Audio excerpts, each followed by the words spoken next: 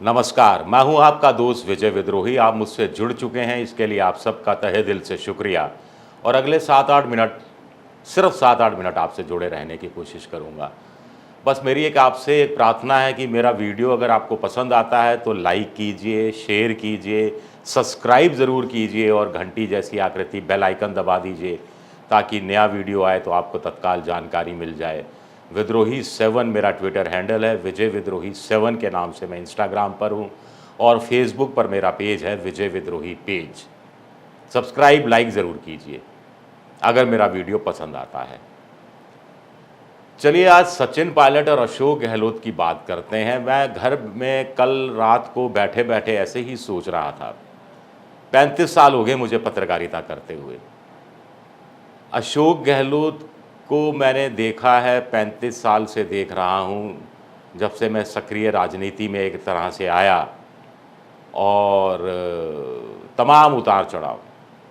सचिन पायलट, हम जब राजेश पायलट का इंटरव्यू करने जाते थे तो सचिन पायलट बच्चे से थे, दुबले पतले से, लंबे से वहाँ दिखाई देते थे। मेरे कहने का मतलब है कि अशोक गहलोत की पॉलिटिकल ज़िंदगी के सारे उतार चढ़ाव देखे हैं। अभी भी मेरे आँख के सामने सारा मंजर घूम रहा है। और सचिन पायलट की ज़िंदगी के भी उतार चढ़ाव, जब वो दिल्ली में थे, मनमोहन सिंह सरकार में मंत्री थे, राजस्थान में सक्रिय नहीं थे, तो वो थोड़ा सा है मामला जो बहुत ज़्यादा नहीं जानते लेकिन मोटे तौर पर जानते हैं। पिछले 5-6 साल थे तो कम से कम अच्छी तरह से जानते ही हैं। तो अब मैं ऐसे ही सोच रहा था कि सचिन पायलट के पिछले 4-5 दिन के बयान, उनका बात करने का तरीका, 2-2 इंटरव्यू जो दिए उन्होंने, कांग्रेस के प्रति समर्पण, राहुल गांधी के प्रति भरोसा, मौन सत्याग्रह में एक तरह से भाग लेना, फिर पार्टी के ऑफिस में जाकर कहना कि साहब कांग्रेस को जिताना है, देर हो रही है, जल्द है, 6 महीने बचे नहीं हैं, मानकर चलिए कल चुनाव है। बार बार ये कहना, भूलो माफ़ करो आगे बढ़ो, भूलो माफ़ करो आगे बढ़ो। हालांकि इसका वो कोट उस मल्लिकार्जुन खड़गे को कर देते हैं कि मल्लिकार्जुन खड़गे ने सीख दी है। तो मुझे याद आ रहा था, जब जब मैं सचिन के ये बयान देख रहा था, बातचीत करने का तरीका देख रहा था, तो ना जाने क्यों मुझे अशोक गहलोत 15 साल पुराने याद आ रहे थे। तो मतलब है कि सचिन पायलट को देखकर अब अशोक गहलोत का 15 साल पुराना, 20 साल पुराना वो रूप याद आता है, जब अशोक गहलोत इसी तरह मृदभाषी थे। ऐसा नहीं है कि आज बड़े कटु हो गए हैं, अब आज भी वो हंसकर ही मुस्कुराकर बात करते हैं, लेकिन राजनीतिक चालबाजी, पैंतरेबाजी, उस तरह की चीज़ें उस रूप में नहीं थी। इसका विश्लेषण थोड़ी देर में करते हैं। थोड़ी मजबूरियां भी रही कि पहले सियासी दुश्मन भी इस तरह से सामने नहीं थे। तो जैसा सियासी दुश्मन होता है, जैसा वक्त होता है, वक्त के साथ नेताओं को बदलना पड़ता है। उस समय, अब 2014 के बाद तो पूरे देश में नेताओं की ज़बान तल्ख हो गई है, क्योंकि बहुत कुछ इसका श्रेय मोदी जी को भी जाता है। चलिए विषयांतर नहीं करते। मैं जब चुनाव में कवर करने का शुरू किया था और पेरोल पे आया था, न भारत टाइम्स में नौकरी पर आया था, उससे पहले फ्रीलांसिंग और दूरदर्शन में काम किया करता था, तो अशोक गहलोत प्रदेश अध्यक्ष बने थे। 90 के दशक की उत्तरार्ध की बात है। तब शहीद स्मारक पर एक बड़ा धरना, एक सम्मेलन टाइप हुआ था कांग्रेस के नेताओं का, और बड़ी खेमेबाजी थी। मदेरना गुट अलग है, जगन्नाथ पहाड़िया का अलग है, शिवचरण माथुर का अलग है, और हीरालाल देवपुरा का अलग है, अन्य का अलग है, ठिकाने का अलग है, शीश राम मूल्य का अलग है, राजेश पायलट का अलग है, नटवर सिंह का अलग है। ये तमाम चीज़ें होती रहती थी। कोई केंद्र पे से दबाव डालता था, केंद्र की राजनीति करके, कोई राज्य की राजनीति में राज्य के ज़रिए ही उन परिस्थितियों के हिसाब से दबाव डालने की कोशिश करता था। लेकिन तब अशोक गहलोत बड़े मृदभाषी हुआ करते थे, नर्म हुआ करते थे, विनम्र हुआ करते थे, और फिर वो भूलो और माफ़ करो की बात करते थे। अब वो कहीं भूल गए हैं और अब सचिन पायलट ने ये चीज़ें अपना ली है। तो क्या ये माना जाए कि सचिन पायलट पर कांग्रेस ने जो इन्वेस्ट किया, एक युवा नेता पर हर पार्टी इन्वेस्ट करती है, जिसका नतीजा 15 साल, कम से कम 15, 16, 18 साल बाद आता है। यानी कांग्रेस ने जो इन्वेस्ट किया सचिन पायलट पर, अब वो कांग्रेस के काम आ रहा है या आगे जाकर वो काम आएगा? जो फसल, जो बीज बोया था, अब वो जो पेड़ बना है वो फल देने की स्थिति में है और उस फल से कांग्रेस पार्टी को फ़ायदा होगा। अगर ये बात सही है तो फिर क्या कहा जाए? क्या ये भी कहा जा सकता है, मैं इस बात पर भी सोच रहा था कि सचिन पायलट तो 15-20 साल पुराने अशोक गहलोत जैसे लगने लगे हैं।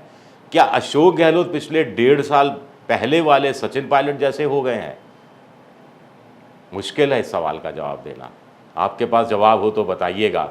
इस पर मैं यूं ही बैठे बैठे सोच रहा था कि राजनीति कैसे कैसे बदलती है, चोगा बदलती है, कैसे कैसे वक्त के साथ आपको चीज़ों को बदलना पड़ता है और कैसे कैसे वक्त के साथ अगर आप नहीं बदले तो वक्त आपको बदल देता है।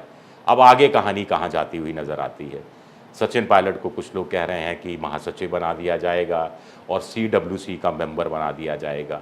CWC का मेंबर अगर बनाया जाता है तो वाकई में इज्जत बढ़ेगी, पद मिलेगा, प्रतिष्ठा बढ़ेगी, मान बढ़ेगा, सम्मान बढ़ेगा, राजस्थान में दखल बरकरार रहेगा। कुछ लोग कह रहे हैं कि महासचिव बिना प्रभार का महासचिव बना दिया जाए और CWC का उस नाते वो सदस्य हो जाएं, क्योंकि अगर उनको किसी अन्य राज्य का प्रभारी बनाया गया तो फिर राजस्थान में बहुत ज़्यादा हस्तक्षेप नहीं कर पाएंगे। कुछ लोग कह रहे हैं कि नहीं, 40, 50, 45 सीटें जो उनके समर्थकों के लिए वो देने के लिए स्वतंत्र होंगे और उनके इतनी सीटों पर वो दावा कर पाएंगे। अगर 45-50 सीटें होती हैं तो 200 में से 45-50 यानी 25% सीटें होती हैं। फिर आला कमान के पास भी 50-60 सीटें होगी, उसमें से भी 5, 7, 8, 10, 15 सीटों पर सचिन पायलट अपना प्रभाव का इस्तेमाल कर सकते हैं। तो ये ठीक ठाक सी संख्या बैठती है। इस हिसाब से तो उनको संतुष्ट हो जाना चाहिए और उनके समर्थकों को भी संतुष्ट हो जाना चाहिए। तो क्या इतना कुछ मिल रहा है? और फिर वो बार बार कह रहे हैं कि मैंने जो 3 मांगें रखी थी उन पर वो कार्रवाई का आश्वासन दिया गया है, उन पर अब कार्रवाई कर रही है पार्टी। बार बार ये कहते हैं कि परीक्षा वाला जो लीक के मामले हैं उस पर सज़ा उम्र कैद की जा रही है और RPSC का उस रूप में तो पुनर्गठन नहीं, लेकिन अफसरों को चुनने का तरीका बदला जाएगा और भ्रष्टाचार के खिलाफ एक मुहिम सी चलाई जाएगी, क्योंकि ये चलाना बीजेपी की, कांग्रेस की मजबूरी भी है, क्योंकि भ्रष्टाचार के मुद्दे पर मोदी अशोक गहलोत सरकार को घेर रहे हैं। अभी बीकानेर की रैली में भी कहा था।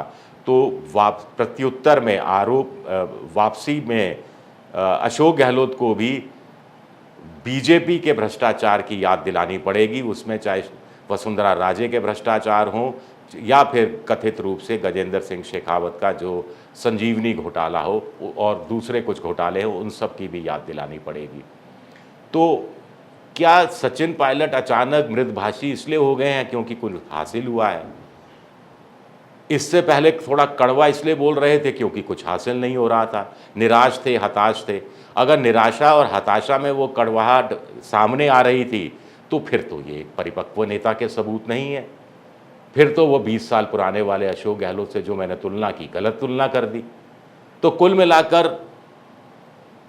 सचिन पायलट को थोड़ा और सब्र, थोड़ा और संयम, थोड़ा और धैर्य से काम लेना पड़ेगा, क्योंकि उनके पास लंबी पारी है। जैसे लंबी पारी अशोक गहलोत ने खेली, जब वो 38, 40, 42 साल के थे, तब उन्होंने धैर्य से काम लिया, संयम से काम लिया, पेशेंस से काम लिया, मौके का इंतज़ार किया और एक लंबी पारी खेली और अभी आप जानते हैं तीसरी बार मुख्यमंत्री हैं। शुक्रिया मेरा ये वीडियो देखने के लिए। लाइक और सब्सक्राइब ज़रूर कीजिएगा अगर पसंद आए। शुक्रिया।